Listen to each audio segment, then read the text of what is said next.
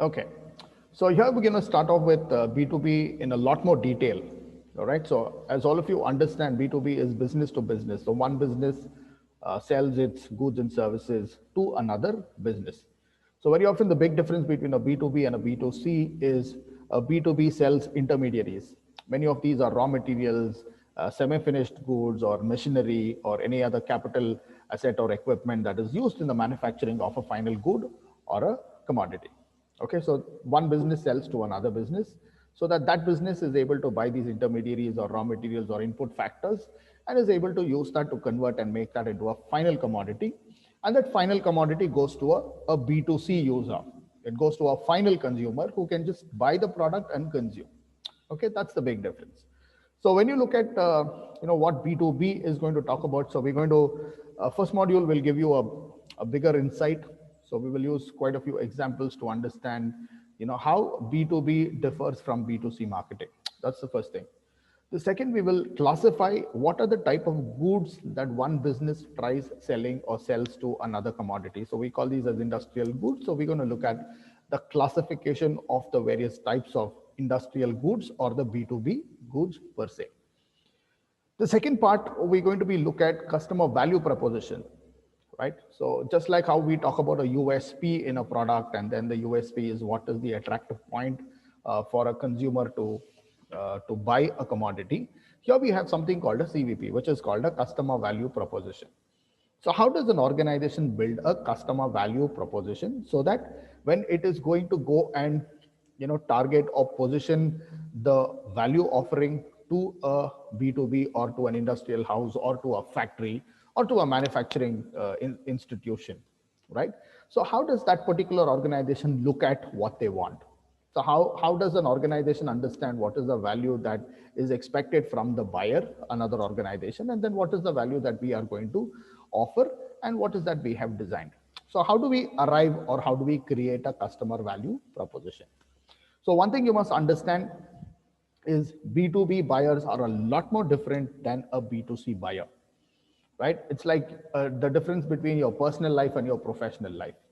So B2C is more like your personal life, right? So your personal life is a lot more dynamic. It's a lot more, it's a lot more different, right? It's a lot more informal. It's a lot more dynamic. It's a lot more fluid, right? So the personal life is a lot more different. So when you come into professional life, your professional life is, contrastingly different from your personal life, right? So who you are at home and who you are at work is a lot more different. So B2B is like your professional life. In your professional life, you're a lot more rigid, you're a lot more formal, you're a lot more rule oriented, you're a lot more, rational when you are making certain decisions. So very similar is how you can understand. So B2C is personal and B2B is professional. So when we get into the professional realm of doing business, so how does it differ is what we're going to see. And then, so the B2C buyer, as I said, is your personal life, and your B2B, buying is more like your professional life. So in your personal life, how do you go about buying commodities? What is the decision making process? What's the manner in which you go about making decisions? Who are the people who are involved? What are the kind of levels of decision that you make, and what are the sets of information that you would require is what we look at in B2C.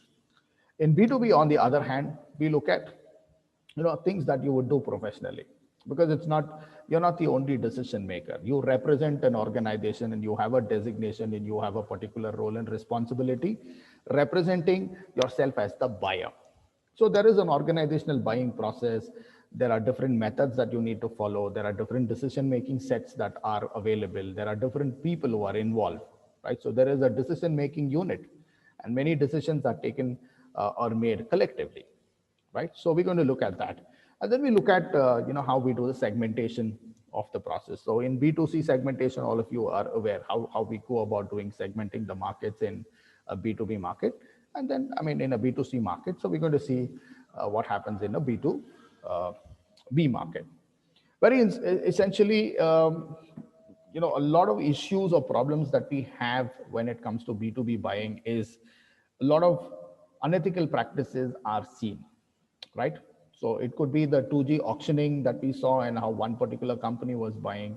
spectrum and then trying to sell it off to another organization at a lower price. So a lot of issues of kickbacks, a lot of issues of bribing, a lot of issues of favoritism, a lot of issues where rules are not followed when it comes to bidding or auctioning or identifying who's the right preferred, buyer. All of these are general issues that we have seen, and there are so many examples of unethical practices or organizations that have gotten into trouble that we've seen in the last few years. All right, so we're going to look at that particular aspect of how we can bring about ethics in B2B buying and selling kind of a relationship. So we're going to look at that, and then we're going to look at e-procurement. So that's the order of the day today. Earlier we would do manual procurement, but today we use the internet, and we use the digital modes to connect with different buyers in the supply chain, and then we are able to buy and sell in a lot more smoother manner. Sometimes there is no physical contact at all. Without that sort of an interaction, everything is an interaction that takes place digitally or via the internet. So that's how we do that. So we're going to look at that dimension of that in B2B. Okay, so that's going to be your first module. Second module, we're going to look at relationship. Okay, so B2B is very often long-term buying, right? Unlike a B2C. B2C sometimes is a one-time buying. You buy something and then you forget it for the next 3 years. And then if you want to buy something else, a similar product, you go back to another seller. So there's a lot of difference in a B2C.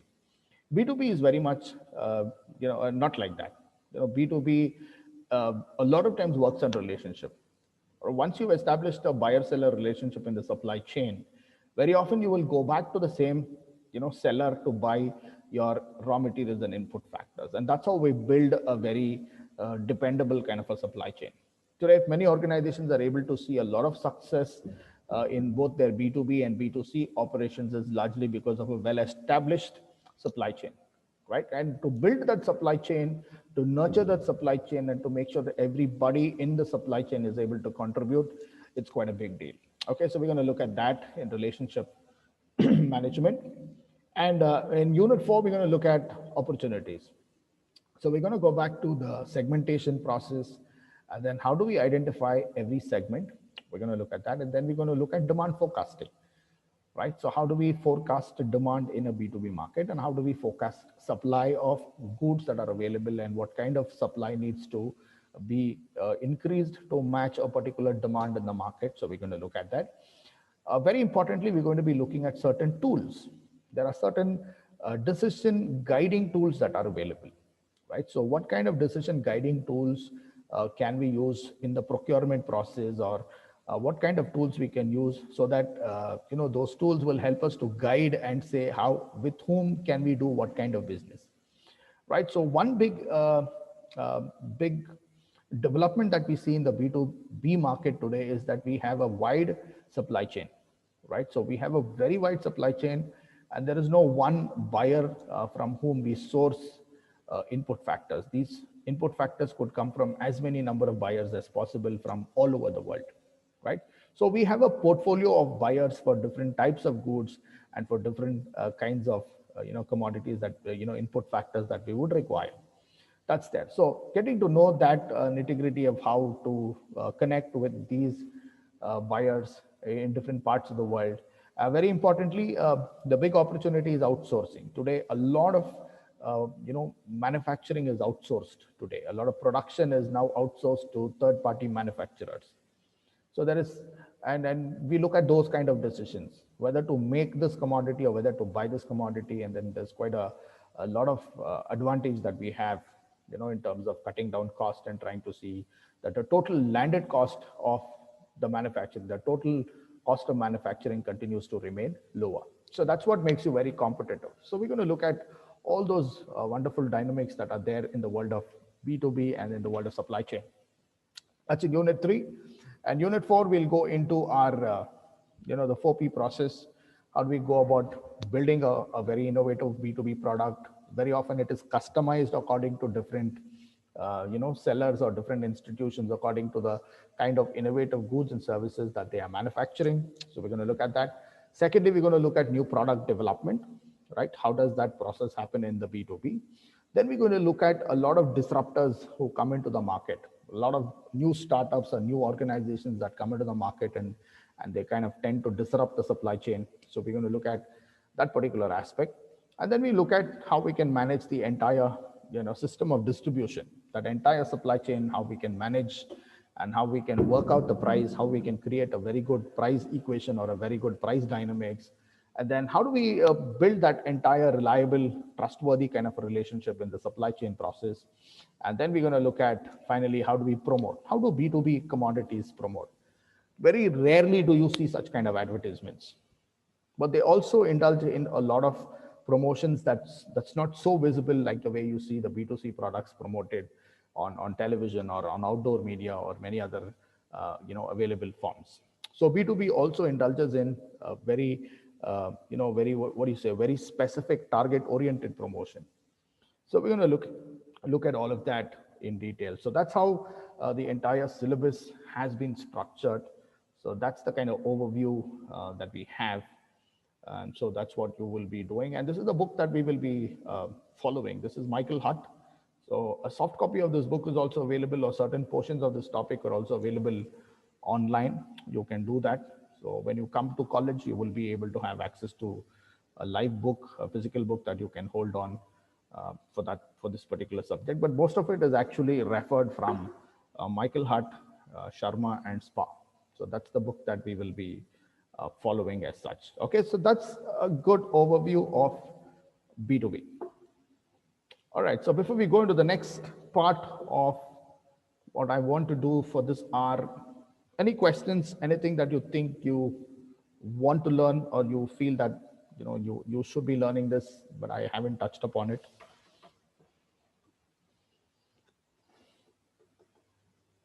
Anything over there? Anything that you think is there in your mind that you think we would want, you want me to address that? All right, Melvin James? Yes, sir. Yeah, anything that you think you have in your mind about B2B?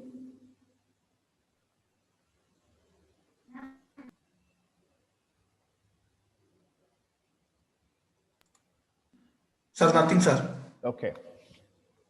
All right, Samuel?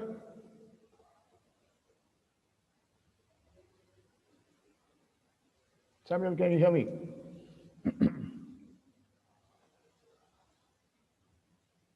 Samuel? Samuel is not present in class. Okay, Mark? Yes, sir. Yes, Mark. Anything, Mark? Anything that you think is interesting for you? No, sir, nothing, sir. Okay, tell me one part that's interesting for you from whatever I described. What sounds very interesting for you in this?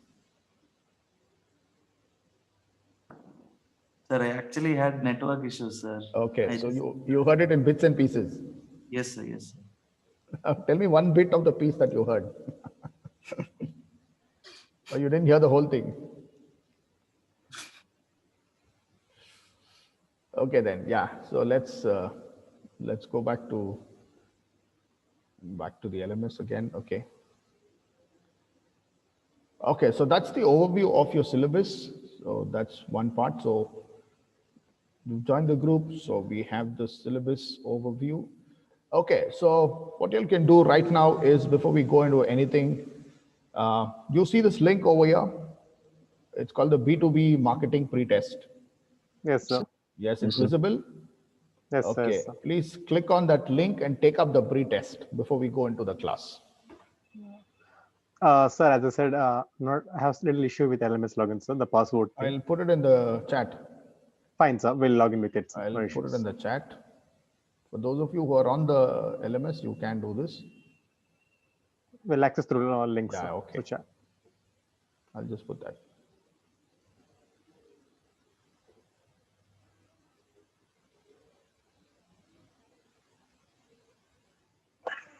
Just a sec.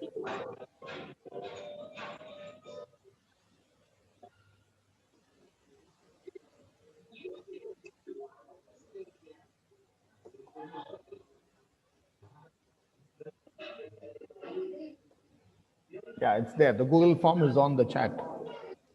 Yes, sir. Yeah, it's available. You can see that.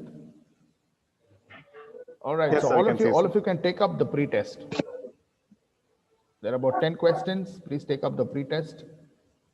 Okay, sir.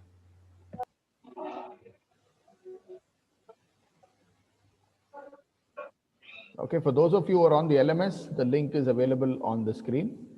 And for those of you who are unable to access, I mean, it's there on the chat.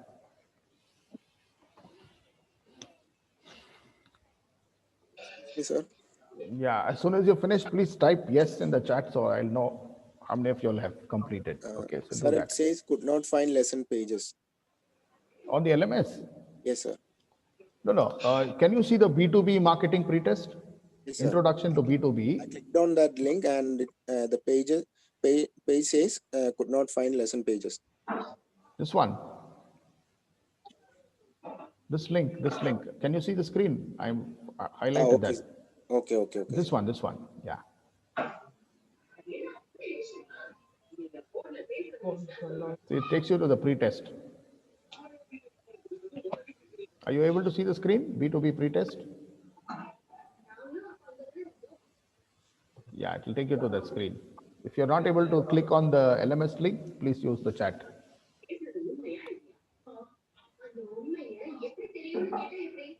The demand of business buyers.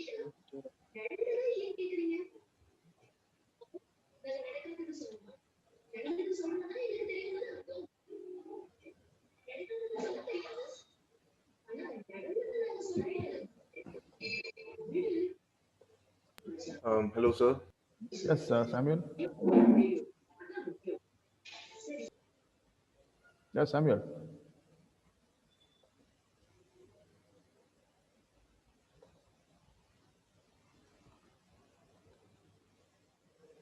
Hello, sir. Yes, Samuel, tell me. Sir, I cannot log in with my email ID in my laptop, sir. So could you just forward this link to my WhatsApp, sir, or in the group, sir? You're not able to, check the chat. I put it in the chat. Yeah, yes, sir. Yeah, use the chat link. Yeah. Okay.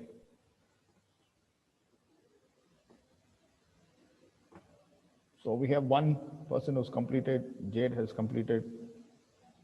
Don't be in a hurry. Okay, Jebin.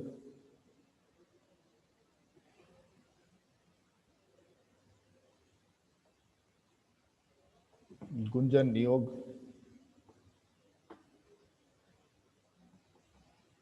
Nijo.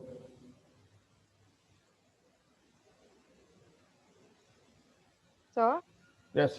Who's this? Cynthia. this is Mana. Yeah, Sir, Joanna. laptop ran out of battery while doing the test. I just logged into my mobile. Could you just send the link again? Yeah, I'll do that.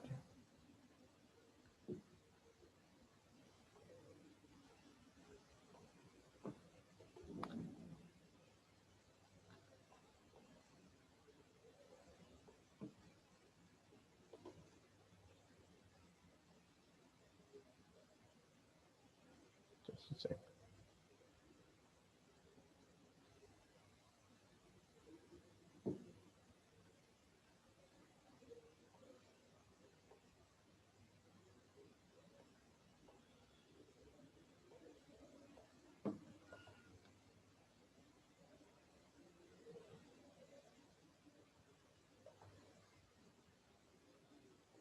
Yeah, so the link is there. Yes, sir. Yeah, okay. So we have Jade, we have Jebin, we have Rahul, we have Gunjan, we have Lijo, we have Mark, Prince, and Naveenan.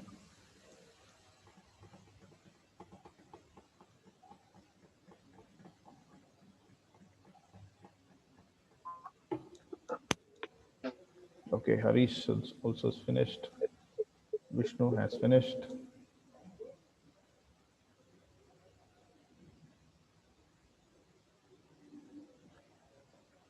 Okay, so if you have finished, I'm going to open up the next set of opening questions for you.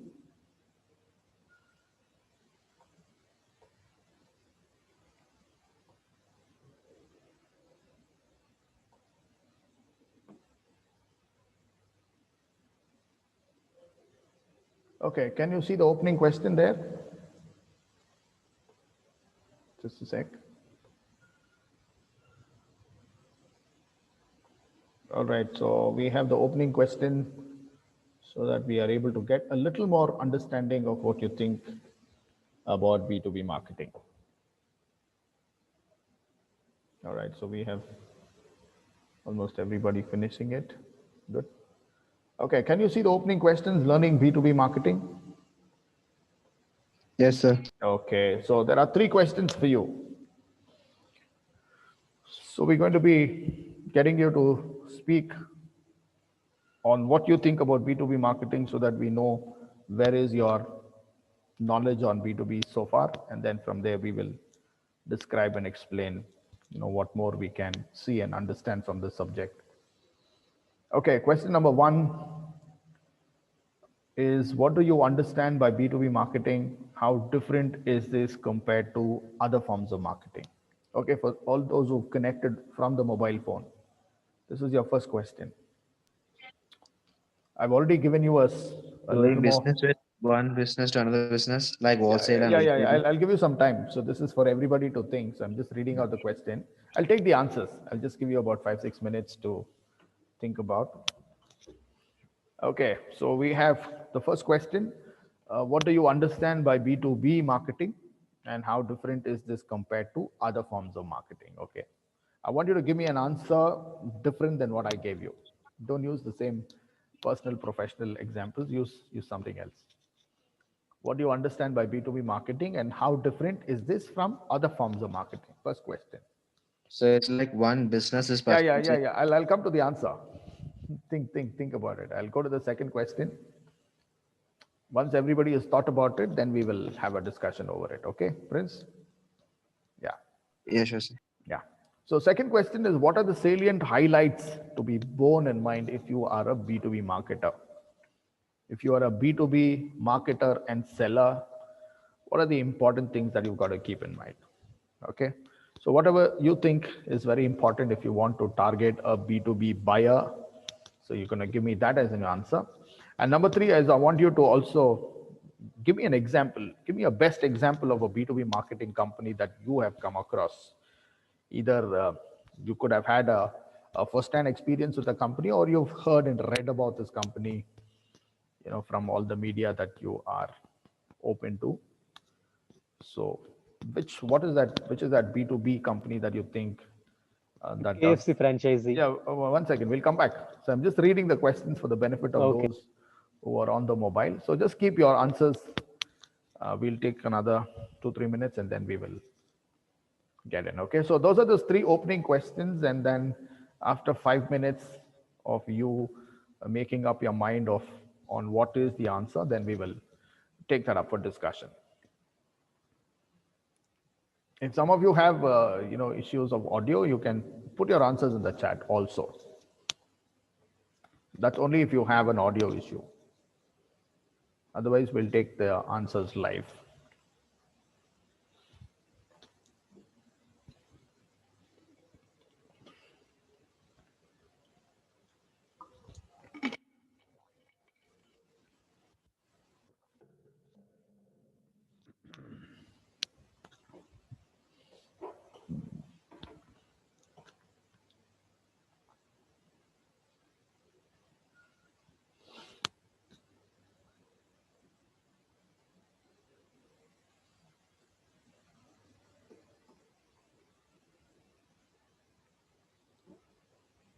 So I'll randomly call people. So you'll have to give me your answers so that everybody gets a fairly good chance.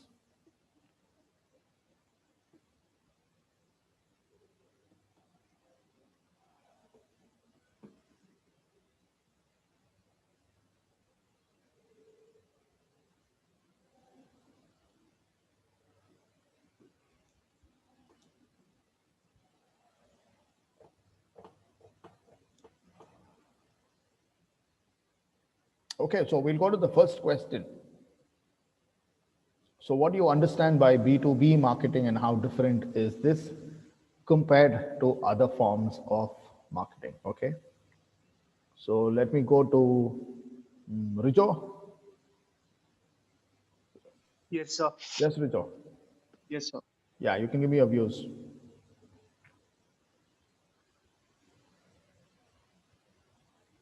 So it's like institutional marketing. Okay. Yeah, just elaborate a bit more. So for example, Boeing with relationship of Boeing with Rolls-Royce for their engines. Okay. How different is it? So the customer base, it's like, there are only few players if it's a large enterprise. Okay. And you have to focus on your one or two customers, and you have to build relationship with them, then you have to sell. Okay. Is the market big or is the market small? So it's so small. That's what I said. Few players are there only. Okay. I mean, you see few players in just this example of a B2B, or you find generally across B2B you have only few players? Like across B2B, and also it depends upon the industry. For example, let's very large scale industries like defense and all. You have only one or two Okay. players. But So if you sole players, see yeah. for food and beverages, you have pretty much bigger players. Okay, good. So let's go to yeah, Rahul John. Yes, sir. Yes, Rahul. What do you think? Sir, about the first question, sir. Yeah. What do you understand by B2B marketing and how different is it from other forms of marketing? Sir, B2B is connecting two businesses, sir. Okay, There's a business to customers. correct. So the B2B market is more logic driven rather than emotional, sir, I think. Okay, very good. It's more rational or it's more Yes, logic. sir. It's more Yes, sir. rational or it's more logic than psychological or emotional. Okay, very good, very good. That's a good point. Thank you, sir. Naveenan. So Yes, Naveenan. I feel it's like more interlinked. So like they have interlink, like one goes down, other goes down. So something like that's Okay, it's like a large group.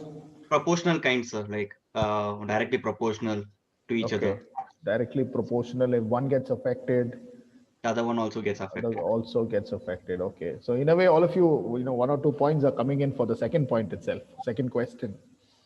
Okay, okay, so that's fine. Yeah, that's a good answer. Yes, very often they're connected to each other. It's like a supply chain, right? It's like a link.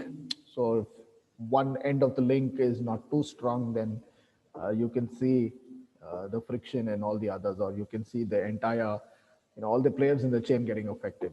Okay. All right, Lijo. Yes, sir. Yeah, Lijo. So in B2B marketing, it is long-term relationship Okay, good. when compared to other one. Okay, so B2B is long term. As long as the business is surviving, so we continue buying almost every month or buying it at every period. Okay, so that's a good one. Okay, Jabin Raja. If there is selling the product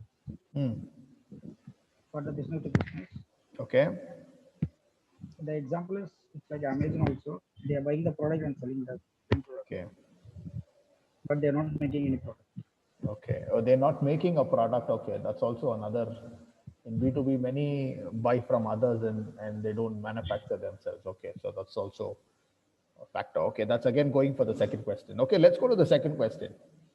What do you think are the salient highlights that you've got to keep in mind if you are a B2B marketer? Which means when you are going to be marketing to another business or an institution, how different is that going to be compared to your usual role of a marketer? Okay, let me go to, okay, Jade can answer this question. Jade. Yes, sir. Oh, Jade, yeah, you're too loud. Yeah. The second one, no, sir. Yes, yes, Jade. Okay, so according to me, I think I think when you're marketing to businesses instead of people, you need to keep in mind that it's a smaller market Okay. and you have a lot of competitors. Yes, very, very true. Okay. So it's a smaller market and then you have a lot of competitors. I mean, the smaller market of buyers or sellers? Of sellers, sir. Okay. So you have a small market of the sellers, and then among those sellers, there is competition. Yes, sir. No, Okay. like you have to keep in mind that there are a lot of sellers, and they're only going to choose one person out of all Okay. those A people. lot of sellers and few buyers. Yes, sir. So, and then there is a competition between these sellers because Yes, sir. they're quite large in numbers. So there is a lot of competition. Yes, sir. Okay. Exactly. Yes. Yes. Good point. Okay. Vishnu. Thank you, sir. Yes, sir. Yeah. One important highlight. So I think the marketing strategy that we should use will be completely different from that of the B2C. We need to prioritize our message, and we need to. Very true. We need to prioritize our message. Okay. It's like we are like proposing a business plan to a venture capitalist. Okay. Okay. Just like how we propose a business plan to a venture capitalist is how you need to target a B2B buyer. Okay. Yes, sir. Okay. What's the difference? That factor there. So actually, to the customers, actually, we are proposing value that the customer, their needs and all. But here, actually, they need everything, all the details, like what will be the profit? Is there like that? Okay, so you That's need all. to look at many more factors if you have Here to. the buyer is well informed about about his needs. So in B2B, we should be more clear with our technicalities and what's his exact customer looking for. He'll Okay. be more rational in purchase. So Okay, so B2B player is a lot more rational in purchase compared to a B2C, and B2C is okay with just 1 or 2 points you could go about convincing, but in B2B you have to look at a more lot more USP factors. points should be there. A lot more factors because it has to be okay for the business. Okay, that's a good one. Okay, Shashi.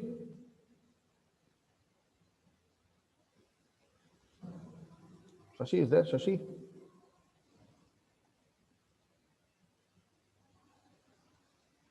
Shashi. Shashi Kumar.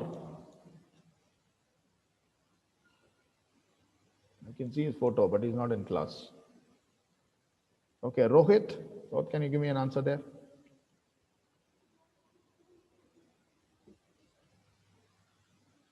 Rohit. Okay, Prince, you were eager to answer. So, like in B2B marketing, the buyer always sell the product in a huge quantity. Okay. And there's going to be a lot of tax exception also. Payments can be flexible also. Okay, yes, that's a good point. Okay, it's often not it's not counter sales, and then you don't have to pay up immediately like we see in a B2C market. Because goods are released only after you pay. Yes, sir. But on B2B, yes, it works on credit sales, and then it can be paid up periodically. Okay, so that's a good point. Okay, Cynthia. Yes, sir. Yes, Cynthia. So, I think the major thing that we need when we are focusing on a business is to find the right product and service provider. Okay. To target the right business and to add on what we need and what we do not need is very important. Right. Yes, sir. So, okay. So more than what you are interested selling, you should be able to know what the buyer would be interested in. Yes, sir. Okay, good one. Okay, Melby, if you can answer the point there. Melby, can you hear me? Melby, yes. Yes, sir. Yeah, Melby. So here, the more complex the purchase, the more likely it is that for like more people will be involved in the decision-making process. Okay, very good point. So we assume that all B2B buying is complex?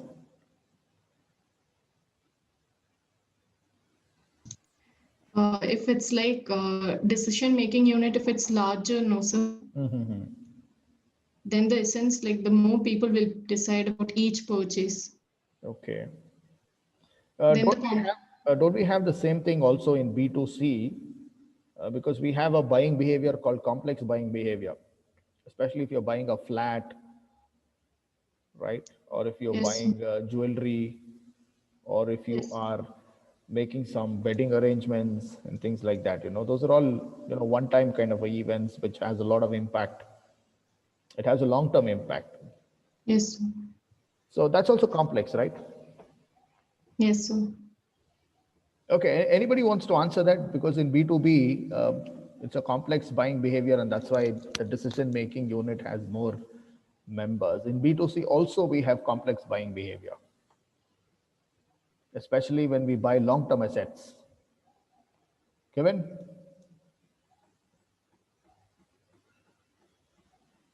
Kevin Ronaldo. Yeah. Yes, sir. Sir, in B2B, the decision-making process is complex because there's a need of everyone's opinion, sir. Okay, true. Let us take an example. If a company is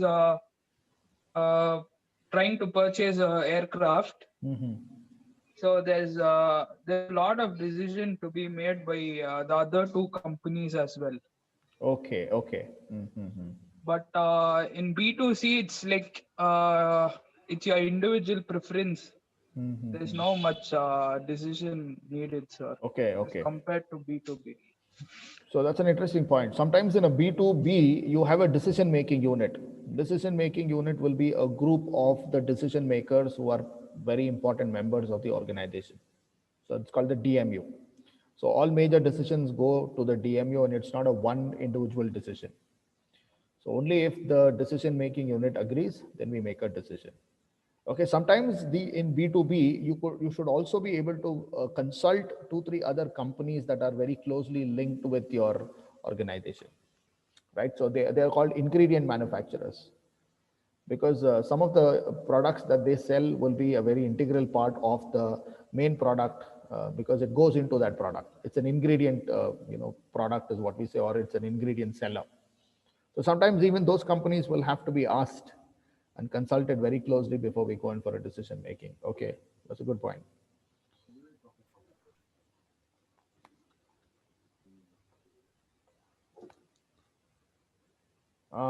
Any other answer there? Okay, let's go to. I don't know if it's. Yeah, Joanna, yeah, you're answering me? Yeah. Am I Yeah. audible, sir? Yes. Go on.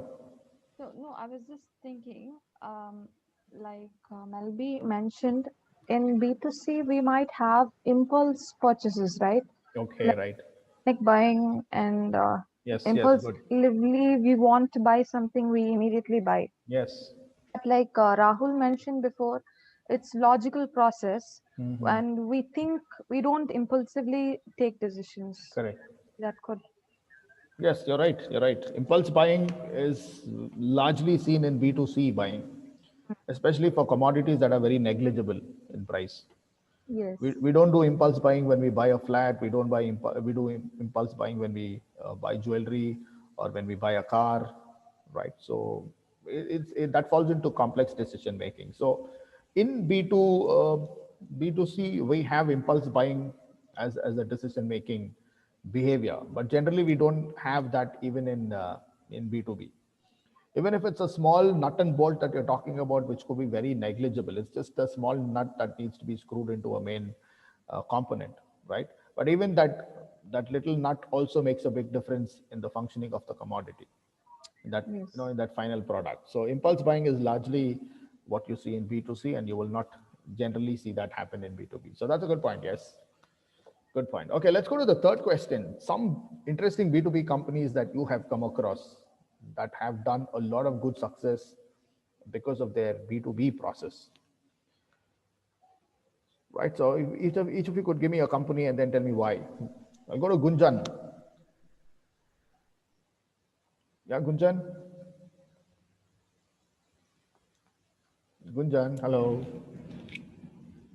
So Gunjan's also not in class. Okay, Samuel, you wanted to answer? So yes, sir. Yeah, you can answer for the previous questions also, if you have a point there.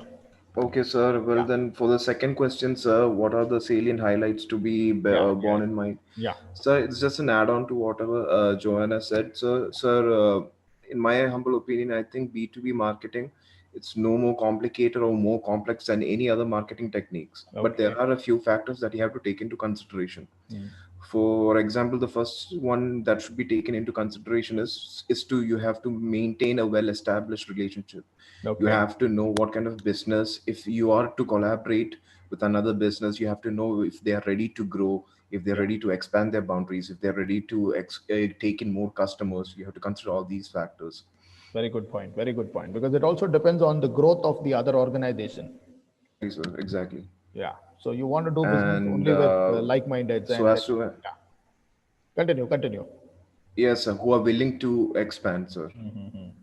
And as to answer the third question, sir, so the one that I have witnessed, I think a matter of fact that everyone has witnessed is Google Pay, Phone Pay, Paytm. They have collaborated with other businesses, Okay. and in a way we have to pay them. So which means there's a growth on growth of either company, so either the business at hand, as well as Phone Pay or the other virtual money payment platforms. Okay. Just like how they have collaborated or connected with other businesses to make the payment part a lot more easy. Yes, sir. Okay, good one.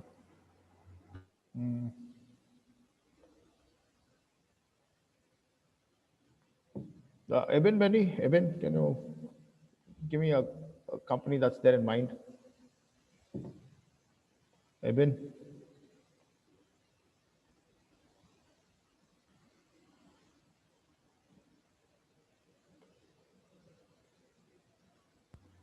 Excuse me, sir.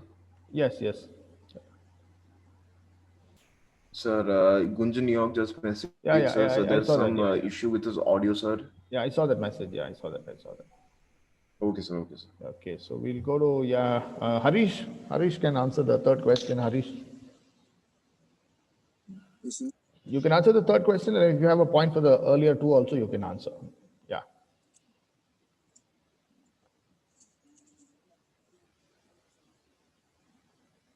Sir, the company which I know is Bosch. Okay. Good. And that's it, sir. Okay. Any other feature that you think? Or why do you think Bosch? Why do you think Bosch is a good B2B company? Because they have large partners in the market for mechanical purpose and electrical. Okay. Fine. Okay, Mark, you have a company in mind?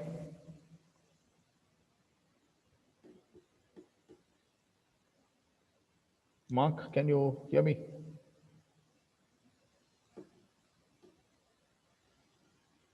Yes, sir. Yes, Mark. Yeah. The third question, and also the 1 and 2, if you have a point. Which company do you think is a very successful B2B company today? Okay, sir. Okay.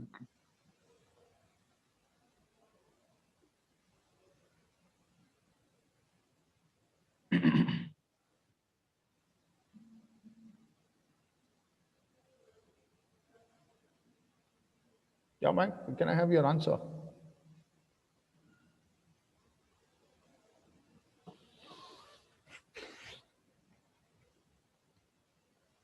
So Skype probably, sir. Okay. Skype, yes, Skype is one company, sir. They've got tie-ups with other companies as well, and they're doing well, I believe. Okay. So you think Skype is a good B2B? Yes. Okay, fine. Rohan? Yes, sir. Rohan, anything for the three questions? Any point? Any Sir, answer? so for the third question, I think Zoom meeting is the best example. Okay. Like our institutions also. Okay, yes. Good example, yes. How those companies have targeted us. In fact, the pandemic has actually opened up many of these companies. So there are several institutions that are using Google Meets. Some of them are using Microsoft Teams. Some are using GoToWebinars. some are using Zoom. So how these companies, that's a good example, in fact, how these companies have targeted institutions that never, needed these online resources, right? So Yes. that's Yes, created sir. a market opportunity. That's a good point. Like how each of these vendors were able to make presentations to us in the first or the second week of April. So many of these companies were trying to get in touch with us, and then how they were proposing the product that they had in mind and how it could, be able to, include all of that we were doing offline, right? So they were trying to tell us that, yes, you could conduct classes, you could have discussions, you could conduct exams, you could have webinars. So just like how the offline format had a lot of these, activities that were very much part of our academic requirement. So they were giving us a value proposition saying that you could do all of these, right? So, and it happens very seamless. And then and they were also making propositions like, even if someone doesn't have a network, or how easy it is for anybody to get in and operate. So it's like that, user friendliness and a lot of issues like that. So each of those vendors were trying to target, and then they were making their presentations, giving us a product demonstration. And then, in fact, sometime back when you all were in the third trimester, also we had tried one particular vendor. I mean, in the second trimester, we had tried a particular vendor, right? So that also, that was also an experimental phase. In fact, we had seen that one or two classes we had tried with that.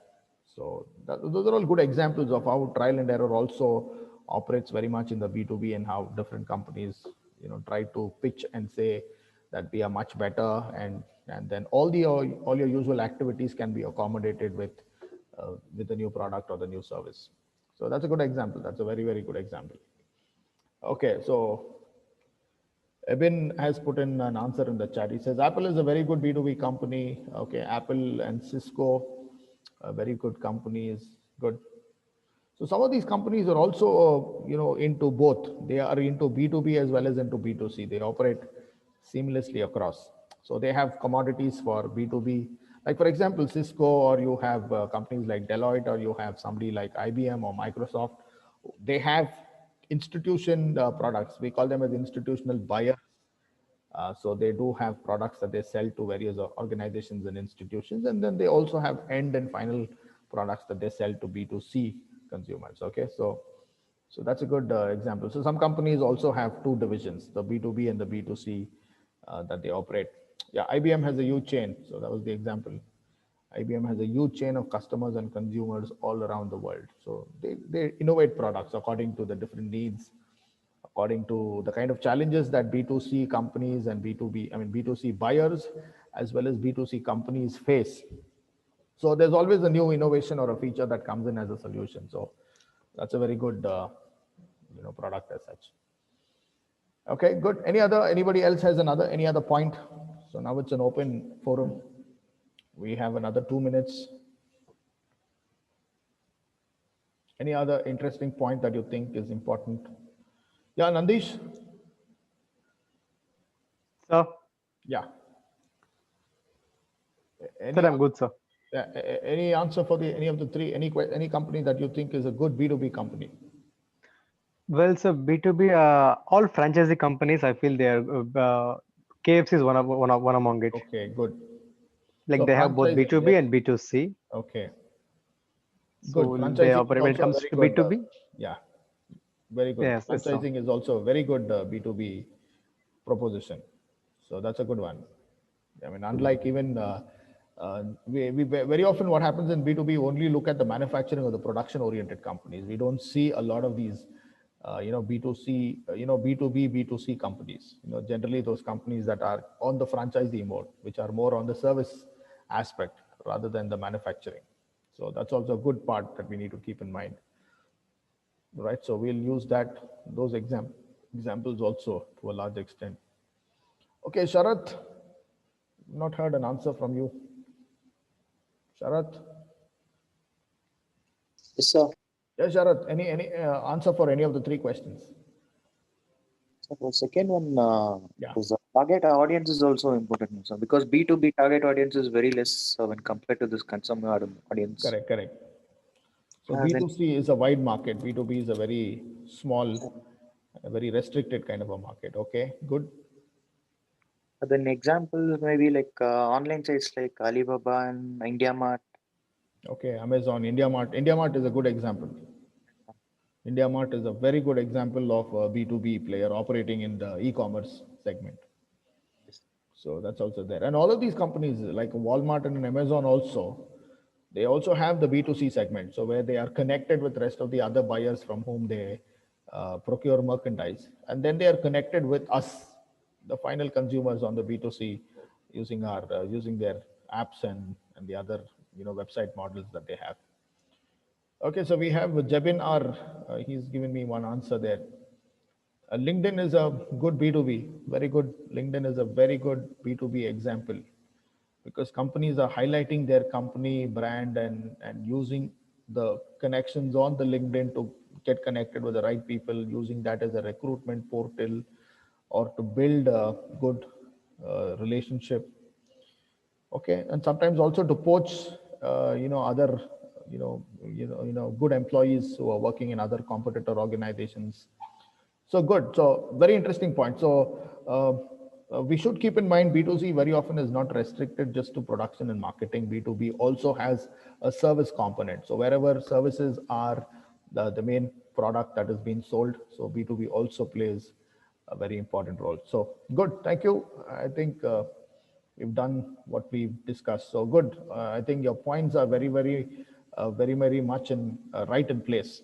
I think the answers that you've given me shows me that fairly good amount of knowledge on B2B, and you're able to recollect whatever you've studied or whatever you have seen and experienced in marketing. So that makes the task a lot more easy because we can straight away get into the technicals as soon as we come, right? So when we come into the next class, we will get into the first module. We're going to do the first part of the first module, and then once we are conceptually done with that, then we will go to the second part where we have certain cases where we need to apply so that we are able to develop some wonderful B2B strategies.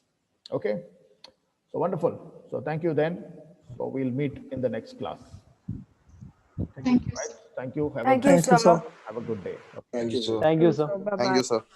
Yes, thank you. Bye-bye. Thank you, sir.